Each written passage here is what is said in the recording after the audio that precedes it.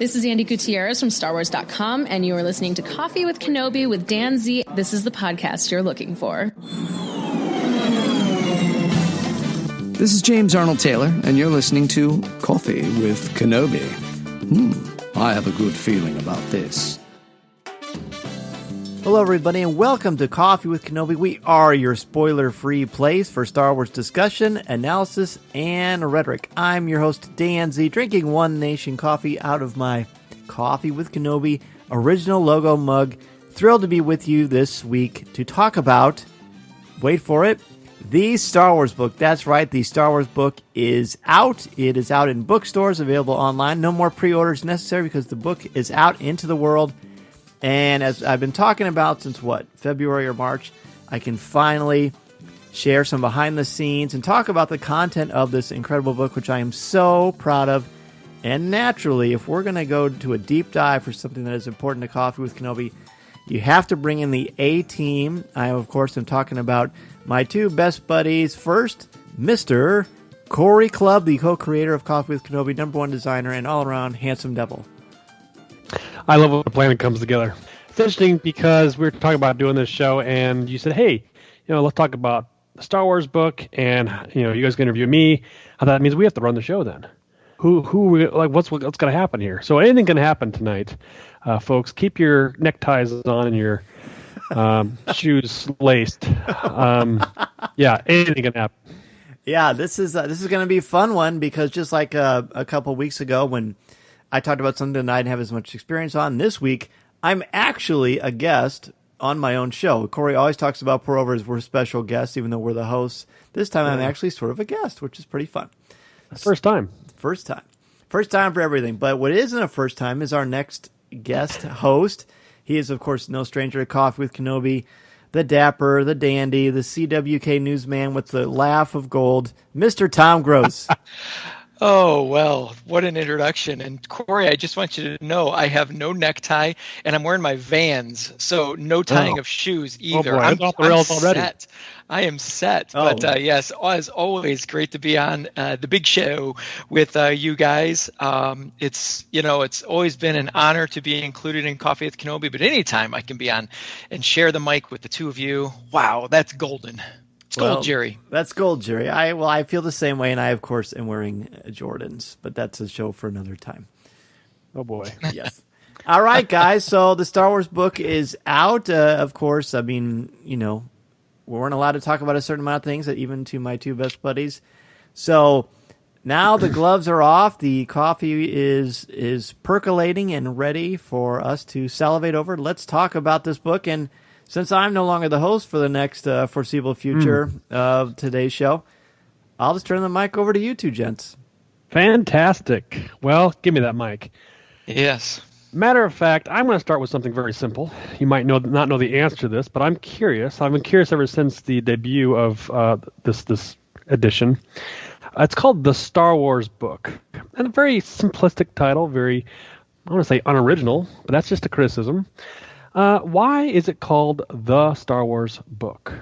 That is a great question. That was when I was hired on to be one of the co-writers of this book alongside, and how could I not mention my amazing co-authors, Pablo Hidalgo and Cole Horton.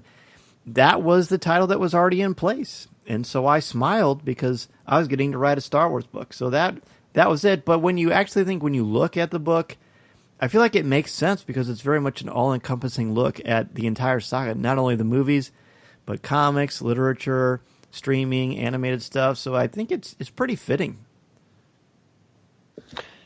Yeah, for sure. I think it's interesting because just knowing the decades and decades of titles that have come out. I know walking through the store, it's something unique.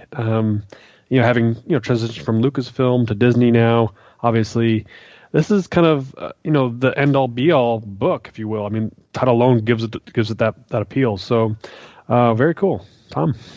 Yeah, I like that aspect. And one thing I want to say about it is in the introduction. I've read the introduction twice now, and for anybody who is just stepping into the Star Wars world or has been sort of a casual fan their entire life, that introduction it's the blueprint for where Star Wars started and how it got to where it is through story, through business, through all levels. So that introduction is really a knockout. And one thing I was going to say about the title of the book is I love the Abbott and Costello potential for you, because when someone says, "Oh, you've written a book. Which book did you write?" And you say, "Well, it's a Star Wars book." And they say, "Yeah, but which one?" You say, "Well, it's the Star Wars book." Yeah. Like, yeah. But Dan, really, tell me, which Star Wars book did you read? Yes. They can never be wrong. The answer can never be wrong. Oh my goodness. So anyway, I wanted to kind of go back to the beginning for you, and tell us how this project got started, and when did you know that you were involved in this project? Sure. Well, I was contacted by DK in January, and they asked me to be a part of this book and told me a little bit about what it was about, and then we went from there. And then I got information about basically deadlines and, when we sort of had to have our final draft turned in. And then it became this incredible process because, of course, I've interviewed countless authors over the last 7.5 years really, about books and procedures. And as a teacher of writing and a writer myself, I've always been fascinated by the process. But so to actually see it from this perspective was an unbelievable education that was just almost as thrilling as walking into a bookstore and seeing my book on the shelf. Wow, that's cool. And so you mentioned your other two authors, Pablo Hidalgo and Cole Horton. Explain for us, I've never written a book and never been through that process.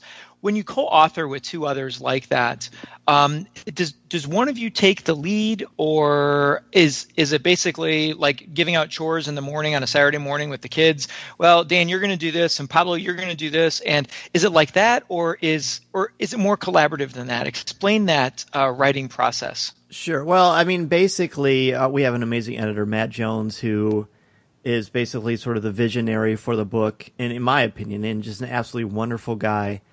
And he had a path about different sections, and we were given certain sections that played to our strengths, in my opinion, and then we just kind of went from there. And it's collaborative to the sense that you're working with. I mean, Pablo and Cole obviously have been writing Star Wars books for a long time, especially Pablo. You're talking about two of the most respected authors in Star Wars, and so you just sort of have this confidence that they're going to nail it. And you're going to do your best to kind of raise yourself to that bar. And I thought it was a wonderful challenge that I enjoyed every second of.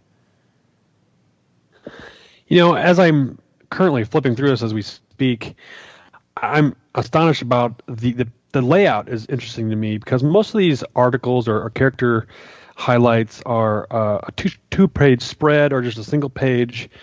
Like, knowing going into a character or a group of characters, or even covers ships and things here, alien races, what was that like when they say, hey, you're writing about this character or this group of people, and you've got X amount of words to write, right? So it's that putting together. Did they give you kind of an outline of like, okay, we're gonna do like a single page on this person, 2 page on this person, and is that how you kind of took that into effect on writing this, and like taking in key moments and kind of making sure you hit the right key points for certain things? How did that process go when you're kind of handed down the project? Right. Well, I mean, as you look through the book, you probably notice that there are different sort of layouts.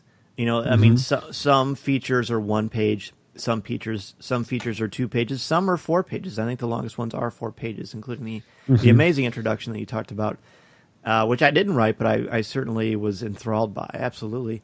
So that's basically how it worked. Every style has sort of a word count, a specific direction, and then you go from there. Going into that, talking a little bit about the layout, you knew the word counts and basic lengths. True. But many of these articles and essays have infographics, images, something that supports the text. Were you aware of that information as you were writing the text, or did you write and then they they inserted that type of information, those features after the writing. Sure. Well, no, I knew that every specific layout had specific things that they were looking for, and there were certain, side boxes where you can expand on one specific nuanced character. Like, for example, for Force Sensitives, I was able to focus on Loathwolves, for instance. So, and I knew, basically, it was really wonderful because DK and Disney and Lucasfilm were so awesome, and they completely want, authorial perspective on things. They have certain ideas, but they were always great to say, but if you have a different idea or a different approach, we're open to it, which is very, very empowering, as a creator, as a writer. So I knew I could describe the powers of the characters and really hone in on those specific ones. And then the different boxes, sometimes they were set, sometimes they weren't, and I could make certain pitches about stuff, and they were always super welcome and honest, and they just deferred to all of us to let our sort of our knowledge kind of seep out, and it was super cool. And even we were allowed to, there were suggestions for quotes. They wanted to know what we thought about the quotes. If we had ideas about the images, they were completely open to our suggestions. But it was fun to see what ideas they took and what ideas they kind of took and went in a different direction. It was very exciting. Speaking of excitement, obviously you're a big Star Wars fan. Getting to this project is kind of a dream come true. I want to know what part of this book, now that you hold it in your hands and can kind of feel it and look through it, what are you most proud of that you were able to accomplish?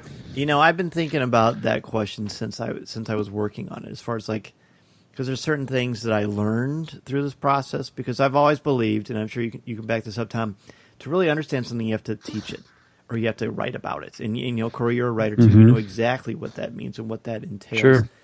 So there's a lot of things I'm really proud of. The sections I got to write about, I'm very just sort of in awe that I was asked to be a part of this to help define and discuss things. I mean, I got to write a lot about the Force and the Force powers and a lot of stuff with the Jedi.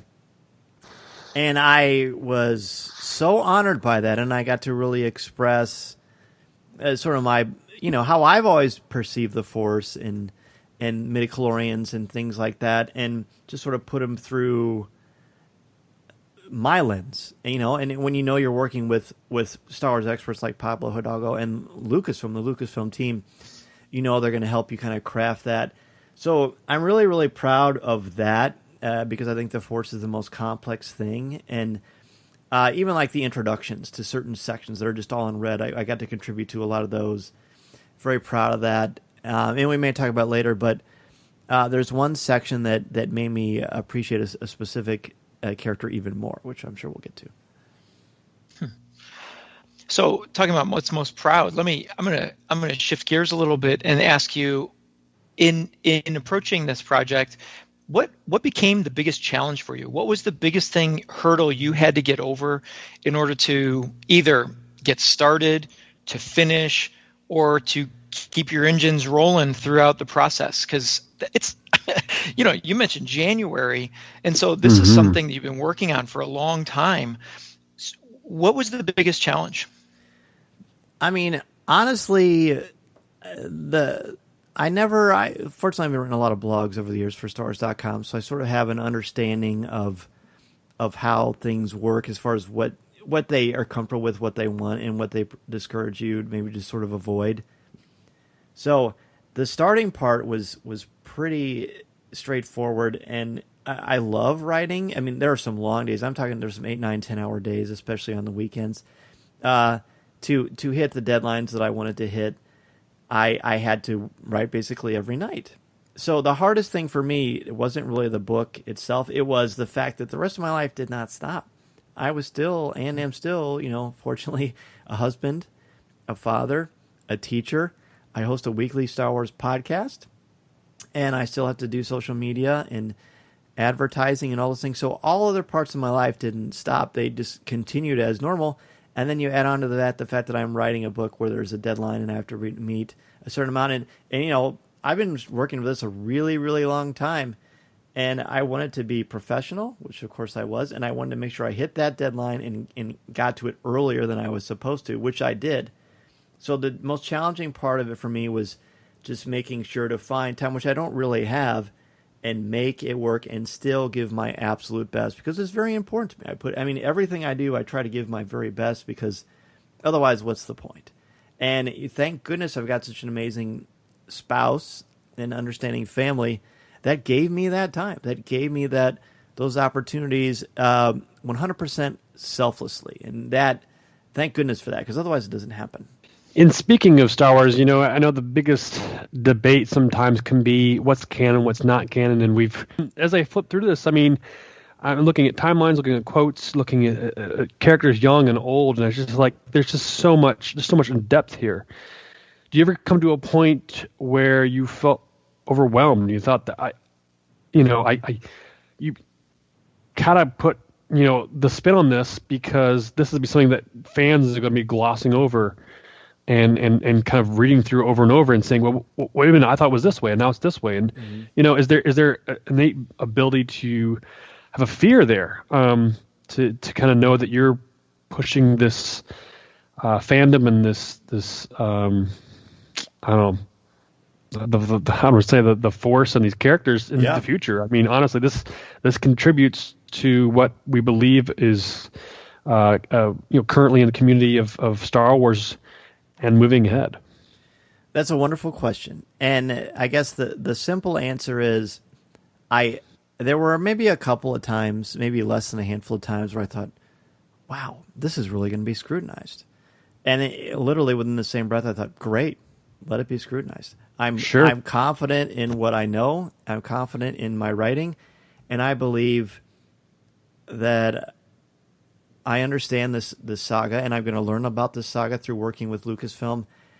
And the fact that they trusted me with this incredible responsibility is just so humbling, and one of the most incredible blessings I could ever fathom. If you would have told me back in 1982 when I was reading the Jedi Master's Quiz book by Rusty Miller, right, that I was going to get to write a Star Wars book and contribute to this story, to this mythology, wow. And just like with all things, I feel like everything I do, I try to give my best and prepare myself for things to happen. So when things happen, I'm going to quote Lou Piniella, former manager of many teams, including our Chicago Cubs: "Pressure is for people who aren't prepared." I was prepared because I've been through the trenches for a very long time. So I was not going to let fear or any kind of worries about how things may or may not be perceived stand in my way, because honestly, I can't control that. All I can do is sit in front of my computer and write and pour out my love of Star Wars. And the fact that, this is a much wordier book than most DK books, because there are a series of curated essays, and that's how it was explained to me. You're going to write a lot of essays about Star Wars. And I said to my wife, I just got goosebumps again, you guys. I said, this is the book I was born to write, because I get to analyze Star Wars. Yeah. And that's what I do all the time. Mm-hmm. So I get to actually put it out on paper, and golly, it's just so wonderful. God is good. What can I say? You've really caused a challenge for me as a librarian, because traditionally in my library, I put a little orange panther paw in my DK books, because that makes it easier for kids who just want to find a book to just look at the pictures. Mm-hmm. I can't do that on this DK book. There's way too much text. Yeah. But that's the beauty of it, though, my friend. And I love that aspect of the book. So I'm going to follow up a little bit on what you said in your last answer. And you said something about, learning about Star Wars. So I wanted to ask, tell us, what did you learn about Star Wars because as you said, in 1982, you're doing the quiz book. You've had a podcast for so many years. You've watched and analyzed the books and the movies and the animated shows. What possibly more could Dan Zayer know about Star Wars? But now that you've written the book, the Star Wars book, what did you learn about Star Wars? I love it. I learned a lot about Star Wars. The stuff about the Force and Force powers and sort of how it works. And sometimes, as we've said, the act of writing makes you think about things very differently and process things differently. So there was certainly a lot of that. But if I could, and there's a lot of things that I've learned, but the main thing that stands out to me is the incredible amount of respect and awe I have for Leia Organa. Like, that blew me away more than anything. I think I took more time writing that than maybe the first entry that I wrote, which, by the way, the very first entry I wrote for this book was Obi-Wan Kenobi. How about that? And that was not even planned. It just sort of happened. I mean, Coffee with awesome. It's amazing. Yeah, I couldn't wait to tell you guys that, actually. But writing about Leia and her strength and the incredible amount of stuff, and there's a lot of great stuff about it, and the fact that I could go into the Claudia Gray novels and into Rebels and comic books and just sort of really go through the gamut of her incredible, impressive mythology and her incredible, insane amount of strength and resilience and tenacity and an absolute refusal to give up on her dreams was very inspiring to me. And I do take a lot of that in my daily life, that notion as well. And so that, I think my just deep, sincere appreciation for her and learning more the nuance of the extended amount of mythology that's out there in the canonical Star Wars universe and being able to incorporate that was something really impressive that I learned. I also learned a lot about sort of the underworld and different beasts in Star Wars too that I hadn't really thought about before, so that was really fun. But Leia would be the top. Cory, if you don't mind, I'm going to follow up real quick. Sure. Tell us about the research, because obviously, we view the movies, we view the story, we read the story, but what kind of research goes into a book like this? You mentioned you went to Claudia Gray's novels and whatnot, but what's so? What am I trying to say here? Besides just the texts, did you do interviews? Did you talk to each other in regards to Cole and Pablo to clarify things? What's the extent of the research that went into this book on your side? Sure. I mean, well, I had access to some of the biggest Star Wars experts in the world, so we could talk, we could email each other and discuss that kind of stuff and bounce ideas off of each other. And honestly, Matt, our editor, is one of the most knowledgeable Star Wars people that I've ever known or talked to in my life. I mean, he knows this stuff backwards and forwards, probably better than even I do. I have no doubt about that. And so to be able to talk to him about that, or be able to know that, I'm writing a book with Pablo and Cole, who know so much about Star Wars anyway. Plus, there's a lot of great stuff on the net. I have a ton, as you can see, or people know, from the Facebook Live stuff. I have a ton of books that I could reference. I mean, DK has a lot of other stuff. The novelizations of the movies are great resources. The movies themselves, while I was writing this, I was rewatching Rebels with Mason anyway. So that served really, really beautifully. And then, as if we need another excuse to watch The Mandalorian again. I mean, just being able, basically, let's think about this. I was basically doing the things that I do anyway, but now I'm putting it down on a piece of paper, or not on a piece of paper with my papyrus. But no, just being able to kind of get it through there. Yes. So it basically also just going through my brain, the recesses of my mind, and thinking about this stuff. And I never made outlines. I just sat down and I knew I had a word count, and I just wrote what felt the most organic to me. Because we haven't talked about this yet, but other Star Wars books, people said, what makes this book different? And maybe I'm taking one of your questions. But the thing that makes this book different to me is that this book is the how and the why. I feel like most books are the what. What is it?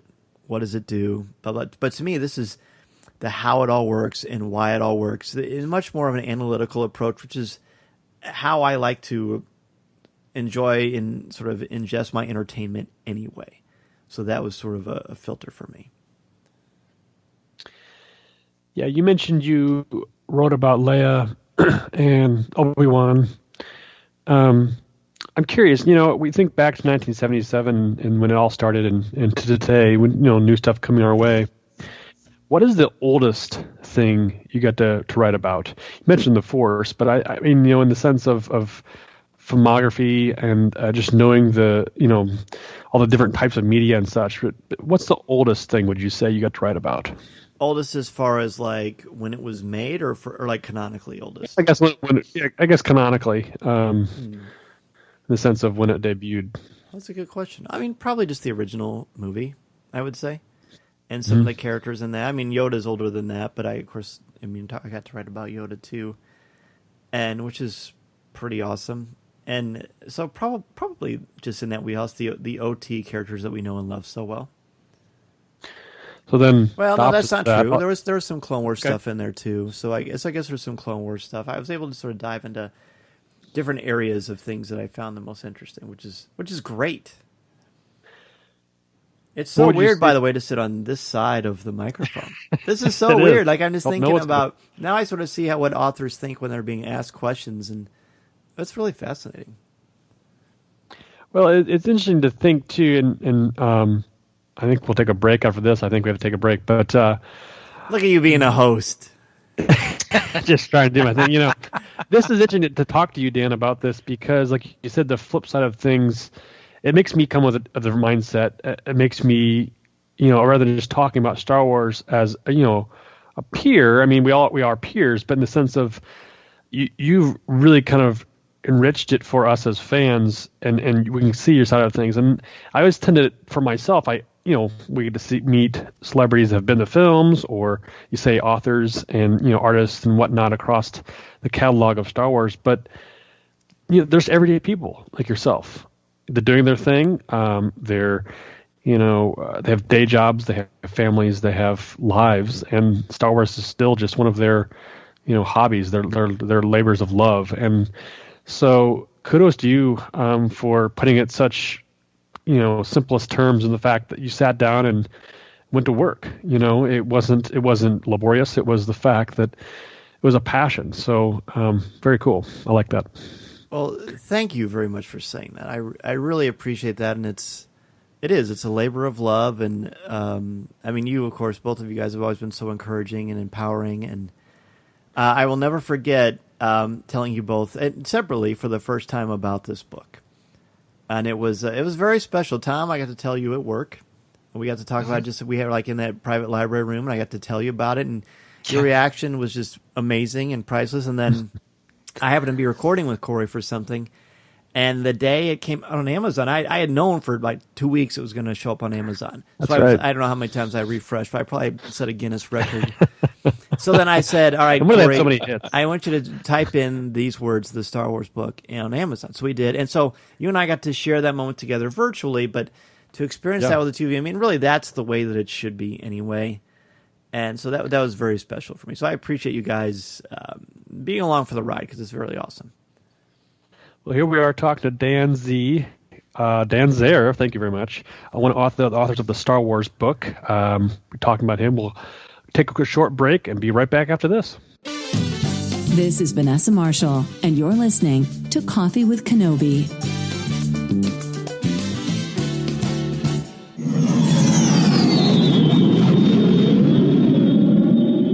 MEI and Mouse Fan Travel is your one-stop shop for your vacation needs and your plans to Walt Disney World, Disneyland, or the cruise lines. Travel looks much different now than it did a couple of months ago, and with the opening of Walt Disney World and soon, hopefully, the opening of Disneyland, you need a place to go where you can trust, and they will help you figure out and navigate all the different circumstances and guidelines that Disney has put out for you. And I can say that we had our vacation modified, and as soon as dates were announced, MEI contacted me directly to help me reschedule, which is exactly what I was hoping to do. So if you are interested in rescheduling your vacation or want to try to plan a Walt Disney World, Disneyland vacation, or anywhere else you want to go on the planet, be sure to contact MEI and Mouse Fan Travel at www.coffeewithkenobi.com/mousefan-travel. Their signature service and expert advice will help you maximize your vacation time and dollar, and they will help you figure out all the different changes and modifications going on at the Disney theme parks. They are amazing, and I can tell you, honestly, from the bottom of my heart, the peace of mind that Becky Mencken and the crew at MEI and Mouse Fan Travel have given me is invaluable. If you're interested at all, again, go to www.coffeewithkenobi.com/mousefan-travel. Welcome back to Coffee with Kenobi. Thanks for taking a break with us. We are definitely excited to talk more about the Star Wars book. If you guys have not ordered this yet, it is flying off the shelves. I was scrolling through my news feed just yesterday, and I saw nothing but blue books go by. People were holding them up. I'm serious. I'm not joking. Like, really, Facebook, Twitter, it was everywhere. Everybody's ordering it. Everybody's got it online. Here's what I got in the mail today.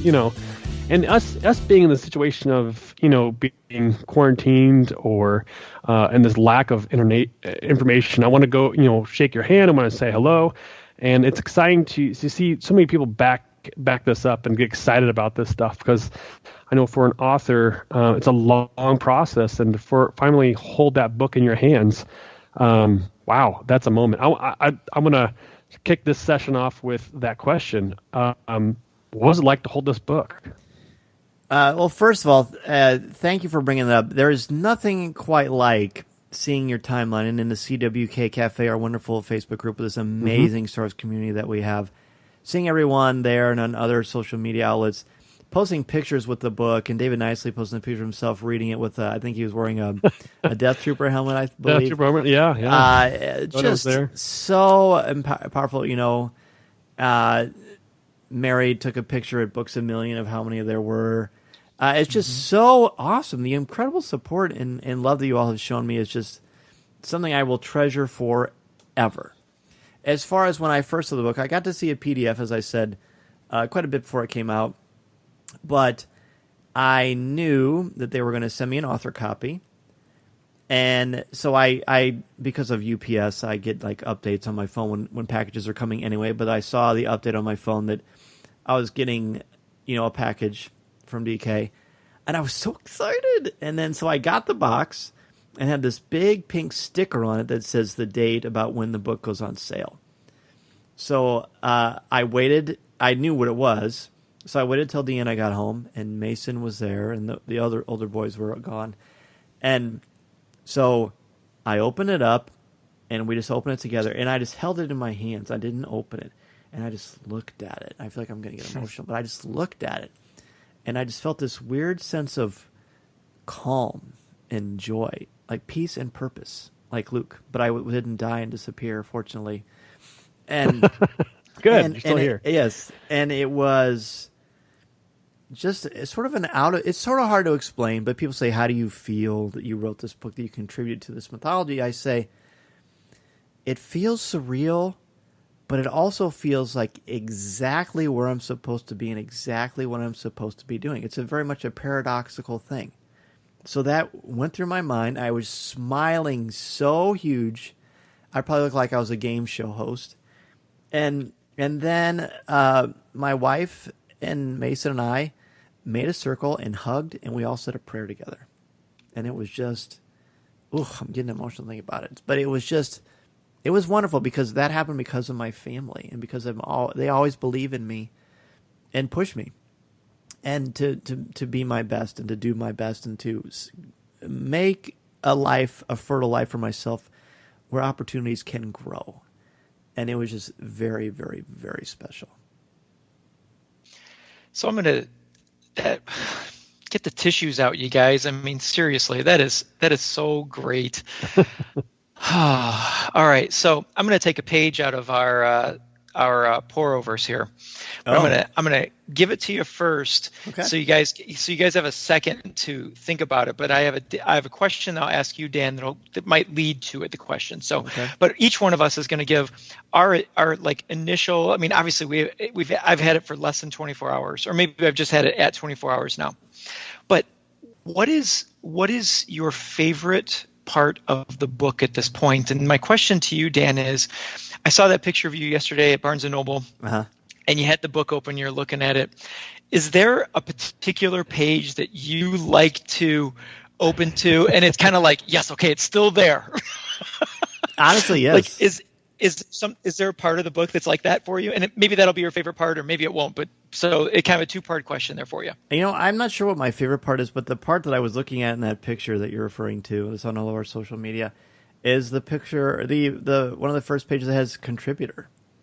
I mentally pinch myself all the time that I read Pablo Hidalgo, Cole Horton, Dan Zare.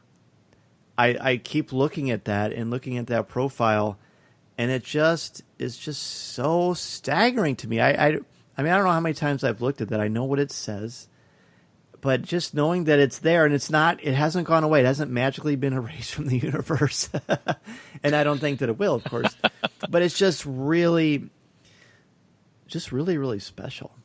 And then I flip through to the parts, that I wrote, but I also like to look at what the other guys wrote, and it's really cool. But yeah, it's definitely that. And I don't mean that from a place of hubris. I mean it from a place of wow, I'm so blessed. I can't believe this happened. And I'm going to enjoy it. I'm going to enjoy every second of it. There's a part of me, and then Cory, I'll let you give your favorite and I'll give mine, but there's a part of me that kind of wishes I could look at this book through your filter to see and it's not because I'm trying to compare anything. It just would be cool to see like, oh, Dan wrote that over there. And then I turn the page and then I know that this is like Cole's writing here. And then I see Pablo's writing here and just to see the filter of that. And then also the layers of like editing to see like, what did an original PDF look like versus once, final images were added and then the edits were put in and then all of that. I mean, I'm sure when you look at this book, you see all of those like different filters. I think I always thought it'd be cool to be able to see that side of it. And there are some books that have those like transparent pages where you flip it and it shows you a little bit of, what I'm talking about. And I'm always fascinated by those. So I can only imagine what your eyeballs see that mine don't on this. But so Cory, what is a favorite part or initial reaction to this book? It's funny because I didn't know what to expect and playing along at home. I'm a huge Mandalorian fan. And so I was flipping through and I started reading the introduction. I thought, no, I can go to any page I want. So I flipped back to the front or the front glossary. Glossary with glossaries in the back. What am I talking about? The front Table index. Of contents. Table of contents. Thank you. I know what a book looks like. And I went right to page 202, folks. If you're class, if you're following along at home, is the page for Din Djarin, the Mandalorian. And I thought, I wonder if I can read something I don't know about him.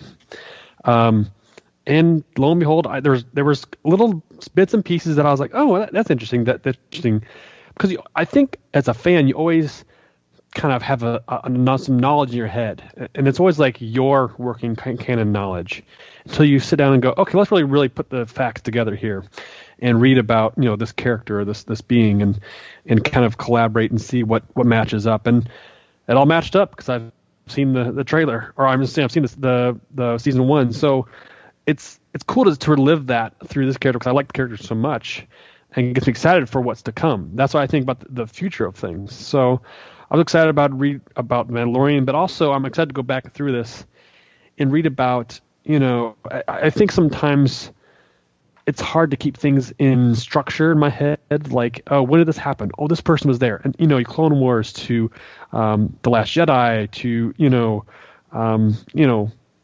everything in between, in the sense of the fact that, there's so much going on and trying to keep it corrected. This is one of those type of books for me. I think it's cool to go back and see that and see where it all lines up. So that among the new things I'll discover. You mentioned that before. The previous conversation was just learning the new things about Star Wars I don't know or have forgotten about. You know what? Mine is very similar to that, Cory, and I didn't know what to expect when I got this either. I was surprised when Dan you showed some initial pictures of of your copy that you got before everyone else, and I was surprised for a DK book at the size of it. Mm-hmm. There's only one other book that I have in my library anyway that is a DK book that's of similar size, and that's one that didn't come out too terribly long ago, and that's the Marvel book, and has a similar size. So when I saw it, I was like, "Ooh, this is going to be something like that, maybe." And then there's a Star Trek one too, by the way. What's that called? Star Trek. The Star Trek book, yeah. Oh, I've never heard of that. I don't know what that is. We'll make a warp speed joke later. Check your Klingons. Yeah. So anyway, now you guys got me all flustered, and I'm trying to get back on track. Okay, you bring up Star Trek, and I'm way over. Okay, anyway, what my favorite part is, Cory, you mentioned like finding stuff that's new. What I've enjoyed so far in going through this book is seeing things that are new and how they are woven in with the mythology that I already know. For example, there was some part I was reading, it's early in the book, I think it was in the part in the galaxy, where the Colossus comes up. and how the Colossus sat in, I forget now, you're going to correct me, Dan, if it sat in a planet that's in the unknown regions or just in the outer rim, but just seeing the mention of the Colossus, and I'm like, oh, I've seen those shows, and I know what the Colossus is, and all that, and I don't know, that seems like such a silly thing to say, but to watch Resistance as an animated show seems, even though it makes ties into the films and its characters I know and Poe Dameron and BB-8 are there, it still seems like kind of a separate piece of the galaxy. But to see it all come together in this place, and it's the same way with The Mandalorian, because Cory, I was like you, I went to pages, I instantly went to page 200 and read 200 through 204. That was almost the first thing I read when I looked at this, because we're only 2 weeks away from season 2, and so I wanted to see, is there something that I missed at the beginning? Is there something that maybe is going to be hinted here? And I'm not looking for spoilers, but I mean, are there little pieces? And like, for example, on page 201, where it's talking about the Keepers of the Way, there's that little side box that, Dan, you were talking about, where you get to take one aspect and break it down. And it was so cool to sort of see the path of the Darksaber and where it started and where it came from. And it's almost like watching the path of who owned the Millennium Falcon. I mean, the Darksaber has a mythology of its own as far as who has touched that saber. And so it's kind of cool, and it gives it just enriches the story. And when Moff Gideon, I'm assuming, in season 2 is going to have this, we're going to have like a rich history to that. And that's what a book like this does. And that's my favorite part so far, is seeing how it all weaves together and all the little pieces here and there, how it all comes together. I feel like one thing that it does, and thank you both for your insights into that. I feel like what this book does is it does contextualize everything in the mythology, and you don't feel like, oh, this is a movie thing, this is an anime thing, this is a comic book, this is literature. No, it's a one story. And that's, I feel like, one thing that we were able to do, the three of us, was, and Matt, the editor, was to combine it and create just a sort of literally a canvas where, not literally, but figuratively a canvas where it's one story. Because it is one story. It's one big, massive story. A lot of cooks have gone into this recipe, and they made it in such a way that there's a rhythm to it. There's a beauty to it. And, Cory, something you had mentioned earlier, what I love about reading this book is there are legitimately times where I'll think, did I write that? Did Cole write that? And you can't remember because it blends together. And I feel like the three of us have sort of a similar style. I mean, I certainly give myself a huge pat on the back to think I could write as well as those two. But there's like sort of a rhythm to writing. I think there's a texture, if you will, to writing. It's sort of a melody in and of itself. When I'm writing, I feel like I'm almost hearing sort of a different kind of a music. And I feel like the three of us kind of blended together so well that it doesn't even seem to really matter who wrote it, because it all is about one story that we've tried to tie together. It's still not going to stop me from texting you from time to time to say, did you write this part? You can. Anytime. Sure. And so far I'm 0 for 1 here in guessing. But that is the beauty of it, is the way you all come together. And I remember I interviewed Cole for his book with Liz Heineke, the Maker Lab. And the Maker Lab, and I remember talking to him about like what was his role in that, because Liz is sort of the craft person. Mm-hmm. She's the one that develops all of that. Not to say that Cole didn't do that, but Cole's strong point that he talked about was, he's the history guy. He is, he has a history degree, and so he knows the story and the mythology of Star Wars, and so he writes from that perspective. And so, and all three of you, and it's kind of like, I don't know. I'm oversimplifying here, I realize, but I'm looking at just the three of you, and I think of it as like a dream team of authors, because he's like the history teacher, Star Wars person. He's an insider, and then you've got Pablo, who is like talk about an insider with Star Wars, and then we've got you, who obviously can write. I mean, you have that's never been a question, and you're a teacher, and so you know how to communicate things in a process or in learning and metacognition, and then you're on top of that a fan, and all three of you are fans of Star Wars, and so it comes together really well. And when I'm reading through this, I can feel that. That love and passion for the story, that love and passion for what the story means to us. And like you said, it's the how and the why of Star Wars. So I'm gonna ask a question here, and I don't mean any disrespect if it comes off this way, but is it safe to say when I in the parts that I've read of this, one thought came to mind, and you can discount me here, or you can tell me that, hey, this is kind of what we were thinking, is if I were to teach a class on Star Wars, this would be my textbook. Yeah.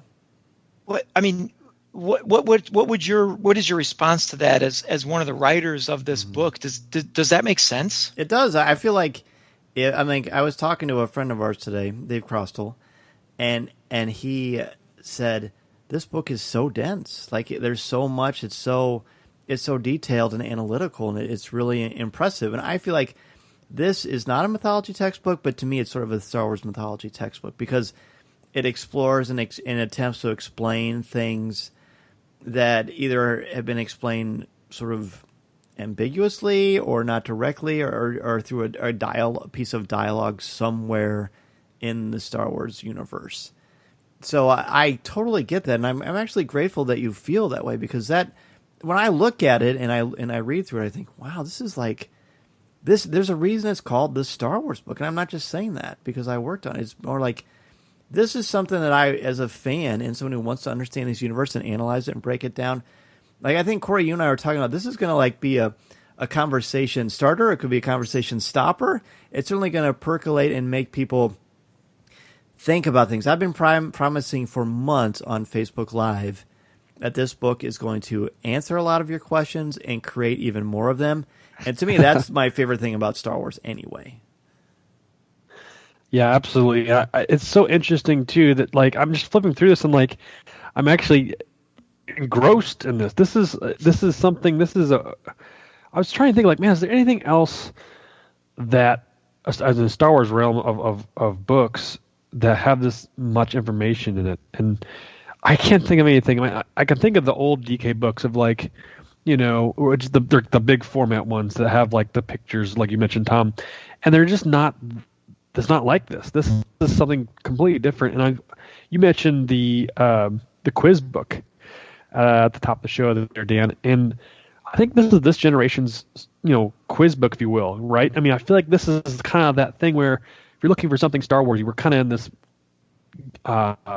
shift of like waiting for new movies to come out, feature films, and we have The Mandalorian, and we've got some more things coming out, but this is what we need right now. I honestly think that like this is something that like if you're a Star Wars fan coming in for the first time, this is a great textbook. I think it's a great term for it, for Star Wars fans and for old Star Wars fans to kind of brush up on stuff. And I'm trying to think like, is there anything on here that's not covered, that is not included or is skipped over or something? And I can't, as I'm thinking through it, I don't think so. Dan, do you have like any knowledge around like something that like you guys were trying to maybe shy away from as you wrote this, or was it all like, hey, we're going to cover everything, and within 200 plus pages, we're going to do it all? Right. No, to me, I feel like our job was to try to accurately explore all aspects of Star Wars. In my mind, at least when I was writing it, in my mind, I was trying to incorporate as much as I possibly could that I knew about. And I thought it was sort of ironic, all these years of reviews and discussions and breakdowns of all kinds of things. I thought, wow, all this is like, I've got this in my brain somewhere, and I can actually kind of go through the file cabinet of my brain, and it's actually worth something. It actually is benefiting me to remember, and have done so much with Star Wars as I have, because I can put it into the book. And I took, as I said, I took great joy and happiness in being able to honor all the authors and different creators of this franchise, and most importantly, George, of course, and be able to put that back in. I mean, to me, it was sort of like a love letter to everything I love about Star Wars, and I love just about everything in Star Wars. And even the parts that I don't like, I could write about it and appreciate it in a different way because I was looking at it from a different perspective. How often were you working on one of these essays that you thought, if I could just have another page? That only happened twice, really, and I feel like that was good because I mean, like I said, when you teach writing for a living and you emphasize page count and things like that, and I've been trying to teach students for over a decade that, say what you need to say, but say it succinctly. Say it specifically. Give as much detail as you can, but get to the point. So, and I feel like that's a great challenge. I tell students all the time, it's easy to add. It's really, really hard to take things out. And that probably the majority of my editing in my writing, when there were ever parts where I feel like it got a little bit slower, is because I had to take things out. But what do you take out? When you're talking about Luke Skywalker, Anakin Skywalker, I mean, what do you take out from that massive, massive history, while also being clear to not overstate things that have been said a million times? I mean, that's another key aspect of this, right? I mean, I wanted to make it a fresh look at some things that have been talked about for over 40 years, and that can be daunting, but it's also this wonderful, wonderful challenge that I very much savored. Wow. That's impressive. I mean, this is a testament to, I think, your hard work. I know, Dan, when you and I first started the podcast, I think one of the first things we talked about having was polo shirts with our logo on them. Yeah. And I think James Arnold Taylor was like the dream guest or something like that. And along the way, it was just like it was kind of like just a shot in the dark. Oh, we'll give this thing a shot. We'll just try this. And here I am holding a book that you wrote. Like, I'm not saying the podcast did that, but I'm saying, like, it's fascinating to see the trajectory of your fandom merge with your professionalism. And it's just, I mean, kudos to you and hats off to you, because this is kind of like, okay, well, turn the lights off before you leave because it's over. I'm kidding. I'm joking. No, I know what you mean. But before they cast you in the next movie, let me know. But this is quite an achievement, I think, and this is awesome. I think the fact that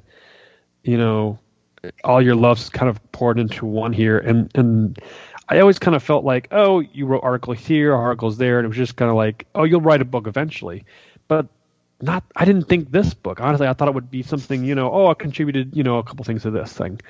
But this book, I think is very special for the Star Wars fandom.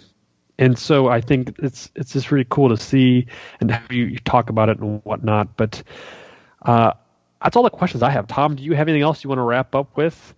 And Dan, if you have any more little, tips or tricks or experiences you want to expound upon, please do. Well, I just want to say thank you, man. That means so much to me. It's so cool to hear you say it. And I remember sitting at that restaurant up over here on the road. I'm pointing as if people can see what I'm talking about. Michael's was the name of the restaurant, and I brought a notebook, which I still have, and with the notes I still have about goals and what we wanted to accomplish. And I never for a second put a limit. After I went to the solo premiere and I met George Lucas, my oldest, Peyton, said, well, you've met George Lucas, you've been to premiere, that's pretty much it. I mean, where else is there to go? And he meant it, like, honestly.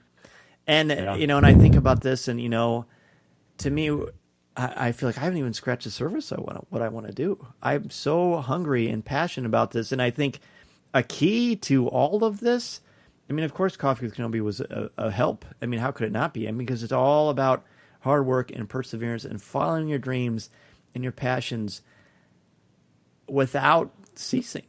And you still take healthy breaks. You still make sure to make a healthy balance, a buffet of life. There's so many wonderful things out there. But to focus on what you can't control, what you have to offer, what is good in the world, and put it out there. I truly believe that the more you put out, the more you get back. the more you put in this world to try to build people up and make things better. And that's who I am anyway. I feel like you have to be unabashedly yourself. Never, ever, ever give up on what you want. And, create the life that you want to live. And that's what I want to do. Listening to Coffee with Kenobi, you are, with Dan Z, the podcast you're looking for. This is...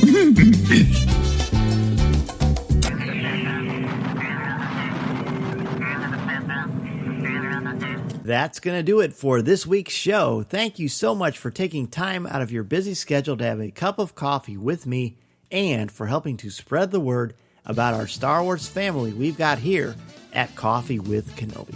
Be sure to tune in Monday nights at 8 o'clock p.m. Central Standard Time on Facebook Live at www.coffeewithkenobi.com/live or www.facebook.com/coffeewithkenobi and have a cup of coffee, tea, or any beverage of your choosing with me as we continue the conversation. To join us in the CWK Cafe, which is our Facebook group, and share your Star Wars thoughts, comments, reviews, and opinions in a family-friendly, spoiler-free place that is also drama-free, go to www.coffeewithkenobi.com/community and be part of the conversation, talk about this week's show, or just talk about some Star Wars. It is a lot of fun, and you'll make some new friends as well as catch up with longtime friends along the way. I also want to thank all of the new and longtime members of the CWK Alliance and let you know how much I appreciate your help and encouragement.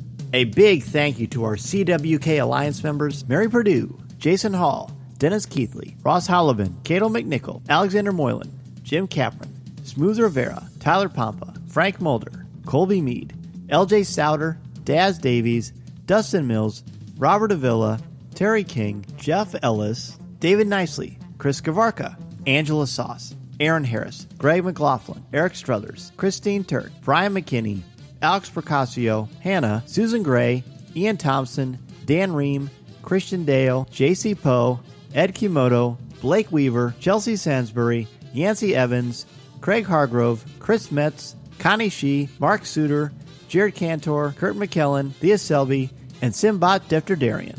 If you want to join the CWK Alliance, be sure to go to www.coffeewithkenobi.com/CWK Alliance and sign up today. Not only will you help out Coffee with Kenobi, but you also get access to CWK Pour-Over, the exclusive weekly podcast not heard anywhere else.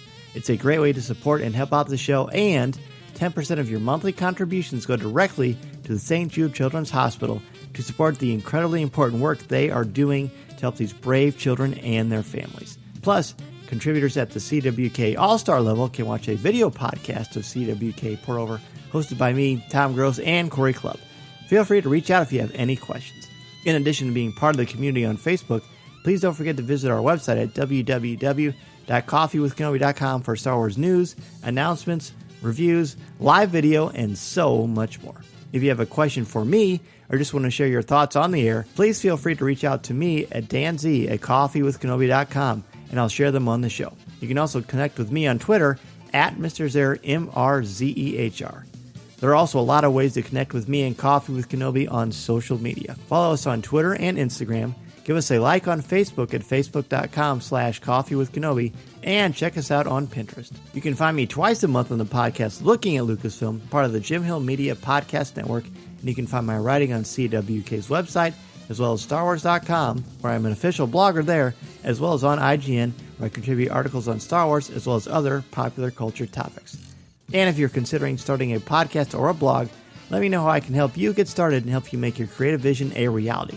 Be sure to check out danzmedia.com and we can get the process started. I'm also available to come to your school, conference, business, or organization to talk about how to tap into your strengths and help you bring out your very best. You can take that first step into a larger world. Thanks as always to our CWK sponsors, especially MEI and Mouse Fan Travel, our travel partner and your one-stop shop for all things Walt Disney World, Disneyland, the Disney Cruise Lines, or anywhere on the planet.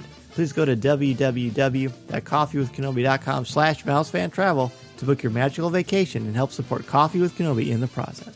And don't forget to pre-order my brand new book that I wrote alongside Pablo Hidalgo and Cole Horton, the Star Wars book published by DK. Be sure to pre-order your copy of the Star Wars book today. I can't wait to share it with each and every one of you. If you like the show, please tweet out that you're listening, share it on Facebook, or invite your friends and family to tune in and share a cup of coffee with us. And if the Force is especially with you, please take a couple of minutes to rate and review the show on iTunes or Google Podcasts. Every review makes a huge difference and helps to spread the word. Go to iTunes and search Coffee with Kenobi and you'll see the show there. My circle of friends has grown so much because of this podcast and each and every one of you, and it means so much to me that we have such a wonderful Star Wars community. Thank you all so much for all you do.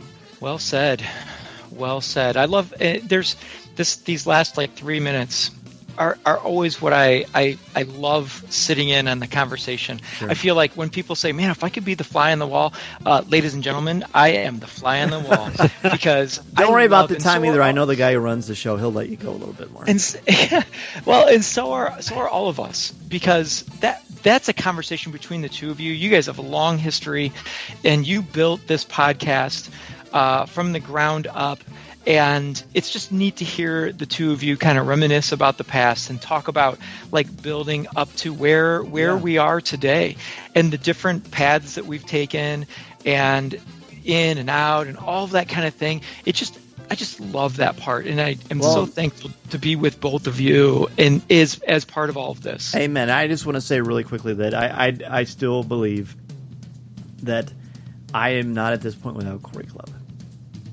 Without you and I together coming up with this plan, the way we work together and collaborate on designs and ideas and creating this community that has grown far beyond my wildest dreams is something that I'm grateful for, because you've always been one of my most important and impactful muses. When you decided to turn off the mic, and you gave me a book about basically growing your brand and growing your online presence. And you said some things about that were very special and personal, but it was essentially a belief in me. And I have that belief in myself.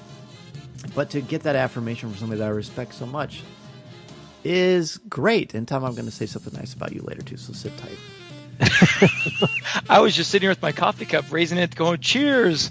Yeah. Cheers. Well, thanks. I did go through this text, this book, and I didn't see my name in here, but that's okay. Wait. You're Yoda's species, the Cory Clubbus. Oh, I'm Cory Clubbus. Yeah, thank you very much. It's been quite a journey, I think, doing all this, and like you mentioned too, it's not like I've reached a moment. I can retire and sit, turn the mic off, or I can slow down. I think it's almost like just enjoy it now. This is your enjoyment period season of hey, I've accomplished something, and kind of bathe in that, if you will, and just enjoy it for the fact that people have questions and Tom's texting you about, did you write that? And just knowing that contribute to the larger piece of fandom. So I think that's cool. I think it's really cool, and I can't wait to get your action figure. So I think that's what's coming next. So with Kung Fu grip. Oh my goodness. It's amazing. I'm sitting here. Cory, we're sitting here talking to author Dan Zare of the Star Wars book. And how cool is that? So my final question to you, Dan, and it's probably one that you can say, Tom, I can't tell you that. You got to read the book. But I want to ask this because I do know, or I suspect, I don't know that I know this, but I suspect this, that as we start digging through this book, I know in just a few hours of reading it today, there are lots of things I came across where I was like, really? I didn't know that. And so I know that there's a lot that I don't know. Sometimes the best thing is not knowing what you don't know. But I know that there's some new ideas in here. Mm-hmm. Or I suspect there are. And so I know you're going to tell me, Tom, just read the book and you'll find them. But I'm wondering if you can give us a clue as to something new that shows up into this book. Entice us, tease us. You don't have to give us a page number or a paragraph or line number. That's good. Where should we head to? Now, I read the introduction and I flipped through it and I see at the end it says how to use this book and all of this. But I want you to give us an extra, like the extra track at the end of a CD. Mm. I want you to give us a little clue as to where listeners for Coffee at Kenobi, where can we go to find maybe a new or new-ish idea in the Star Wars saga? Yes. Well, honestly, I believe that there's a lot of nuggets in there. I think every page has some great stuff, that's some interesting stuff. But I feel like what this book does very uniquely is it gives you a different way to look at things that you think you're very familiar with. Mm-hmm. And it makes you think about things, and it fosters there's a rhetorical style in here that I'm very blessed to be a part of that forces you to look at things differently and to think about connections, or maybe to think about things that actually aren't connected at all. And that's probably just as important as anything. And the fact that there's still much unexplored with The Mandalorian, with the High Republic, that we haven't even gotten to experience yet. Different ways to look at events and moments in Rebels, or maybe it's going to have you thinking about Rey and her journey in a way that you hadn't expected to before. I was really excited to read the section on Palpatine. I think there's a lot. I think we know a lot. There's a lot we don't know, and yet there's still much more that we have yet to scratch the surface of. I hear Alec Guinness's voice next to me saying, "Read the book, Tom." And you know what? I will finish my training on Dagobah, and I will read the Star Wars book, and I will experience all of this. This has been so much fun. And Dan, we're so proud of you. I mean, there's no simpler way to put it. We are so proud of all of the work that you put in. And I can't imagine, your clock has 28 hours a day. I don't know. I honestly don't know how you do it. You know, so many times you're like, you just do it. You just make it happen. And I know you do. And I'm just like, that's amazing. That is unbelievable. The focus that you have. And I can't tell you how proud I am. And I can't wait for my nephew on Christmas morning to open up this book. And for me, and I'll be excited for him because it's a Star Wars book, but I'm excited to kind of show off to my family and say, open to that front there. You see that author there? That Dan's it? Yep. He's my buddy. He's my friend. And so I just super proud of you and the amazing accomplishment and the contribution you've made to this amazing community of Star Wars fans. So thank you for all of that. And what a great conversation this has been. Thank you so much, Tom. And you were the first person to write a formal review of this book. Oh. And it was you would talk to me about, is it okay if I'm just honest? I'm like, of course. I want you to be honest. I want you to be critical. Just do your thing. And you did. It was very rewarding for me. I mean, I warned you I was going to say something nice about you, so buckle up. But you've always been a wonderful cheerleader for me as well. And when Cory left the show, I knew I was going to go it solo, but I knew that I wanted to add a new angle to the show. I knew your background as a professional radio personality and just your love of research, and you're just one of the best presenters I've ever seen in my life. So the fact that I get to have access to that and hear your great laugh and how much joy that you have helped to contribute to the community too is very, very special. So I'm very, very grateful that I get to share it not only with the awesome Cory Clubb, but also you as well, my friend. So thank you very much. And honestly, it was so cathartic to talk about this stuff. My wife doesn't care about this stuff. Yeah, right. But she cares about me in this process, and she's been so wonderful and just amazing. And all of you really are just, I'm so lucky. I mean, I'm very fortunate to write this Star Wars book, but I'm very, very lucky that I have people to share it with, like the two of you and my family. And thank goodness for that. And thank you so much to everybody listening, both in the CWK Alliance and the CWK Cafe, who join us on Facebook Live every Monday night at 8 o'clock p.m. Central. And, of course, the thousands and thousands of you that listen to Coffee with Kenobi each and every week. You've helped to make this very, very special for me, and I hope that the Star Wars book will bring you even more to add to your collective Star Wars conversations. Well, folks, if you're listening here and you have not ordered or picked up this book, it's in the bookstores everywhere. It's online. If you don't have it, it makes a great Christmas gift, holiday gift. You're coming up here pretty soon. That's the thing too. Is usually my kids read DK books, but this is mine. I'm keeping this one for sure. But it's for everybody. So get out there and grab a book and take a look. So Thanks for coming on the show, Dan, as a guest. It's really nice. Glad to have really you. nice Where to be here. can people get a hold of you? If they've got this book and they want to ask a question, where can they get a hold of you? Sure, I think Twitter is, of course, a great way. At Mr. Zer, M-R-Z-E-H-R. You can certainly send me an email, danz@coffeewithkenobi.com. Boy, it is weird to say this on Coffee with Kenobi. That is so weird. Well, that does it for this episode of Coffee with Kenobi. Thank you for listening in, and we appreciate you guys for checking us out this week. Take care, and may the Force be with you. This podcast is not endorsed by the Walt Disney Company or Lucasfilm Limited. It is intended for entertainment and informational purposes only. The official Star Wars website can be found at www.starwars.com. Star Wars, all names, sounds, and any other Star Wars-related items are registered trademarks and or copyrights of Disney and their respective trademark and copyright holders. All original content of this podcast is the intellectual property of Coffee with Kenobi unless otherwise indicated. This is the podcast you're looking for. There's no one here.